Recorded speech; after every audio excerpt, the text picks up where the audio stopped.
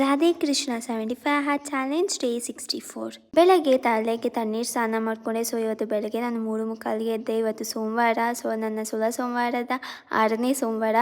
ನೈವೇದ್ಯ ಎಲ್ಲ ರೆಡಿ ಮಾಡಿಕೊಂಡೆ. ದೇವ್ರ ಮನೆ ಎಲ್ಲ ಕ್ಲೀನ್ ಮಾಡಿ ರೆಡಿ ಮಾಡಿಕೊಂಡು ಪೂಜೆ ಸ್ಟಾರ್ಟ್ ಮಾಡಿದೆ. ಪಂಚಾಮೃತ ಅಭಿಷೇಕ, ವಿಭೂತಿ ಅರ್ಚನೆ, ಬಿಲ್ಪತ್ರ ಅರ್ಚನೆ, ಹೂವು ಅರ್ಚನೆ ಎಲ್ಲ ಮಾಡಿ ಕಂಪ್ಲೀಟ್ ಮಾಡಿದೆ. ಸಾಯಂಕಾಲ ಮನೆಗೆ ಬಂದು ಮತ್ತೆ ಫ್ರೆಶ್ ಅಪ್ ಆಗಿ ದೇವರಿಗೆಲ್ಲ ರೆಡಿ ಮಾಡಿಕೊಂಡು ಪೂಜೆ ಎಲ್ಲ ಮಾಡಿ ಆರತಿ ಮಾಡಿದೆ. ಆಮೇಲೆ ಗೋಪೂಜೆ ಮಾಡಿಕೊಂಡು ಗೋಗೆ ಪ್ರಸಾದನ ಕೊಟ್ಟೆ. ಆಮೇಲೆ ಮನೆಗೆ ಬಂದು ಅಮ್ಮಗೆ ಪ್ರಸಾದನ ಕೊಟ್ಟೆ.